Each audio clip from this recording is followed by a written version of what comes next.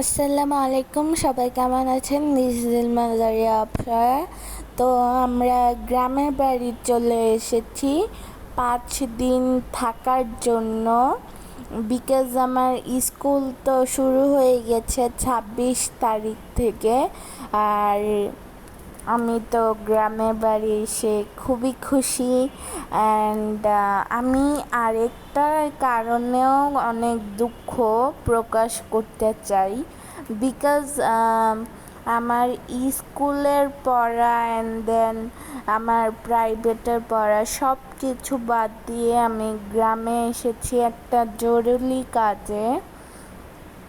তো এইখানে আমি পেয়ারা গাছে পেয়ারা ছিঁড়ছি, বাট ছিঁড়তেছিল না, পেয়ারাগুলো খুবই শক্ত, পাকে নাই এখনো। তো আমি আর কি পেয়ারাগুলো সব দেখতেছি, একটাও পেয়ারা পর্যন্ত পাকে নাই, কিন্তু বড় বড় দেখা যায়। অ্যান্ড এইটা যেই ছাদটা দেখতেছেন, এইটা আমাদের এই শীতকালের একটা ব্লগে আপনারা দেখছিলেন।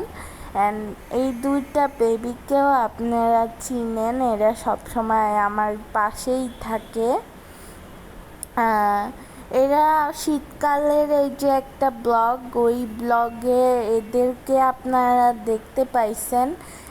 ছাদে অনেক বেশি পানি ছিল, পিছলাও ছিল। অ্যান্ড তারপর আমরা ছাদ থেকে নেমে বাগান দেখতেছি, আর আম্মু ভিডিও করছিল, আমি চা খাচ্ছি, অনেক ভালো লাগছে। এবং যে গাছগুলো দেখতেছেন সব আমাদের দুইটা বাড়ি। এই যে সামনে যেটা দেখছেন এইটাতে আমরা থাকি, এবং যেটা দেখলেন ছোট কুঁড়ে ঘরের মতো, সেটা একটা খাওয়ার ঘরের জন্য বানানো হয়েছে।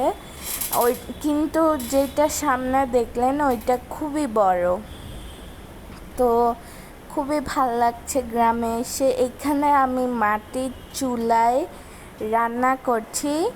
এখানে আমি একটা পাতিলে গরুর মাংস জাল দিচ্ছি, এবং অন্য পাতিলে আমি শুটকি এবং সাথে কাঁঠালের বিচির ভর্তার করছি। আসলে এগুলো আম্মুই করছে, বাট আমি তো যাই হোক, সবাই ভালো থাকবেন, সুস্থ থাকবেন। আল্লাহ হাফেজ, টাটা, বাই বাই।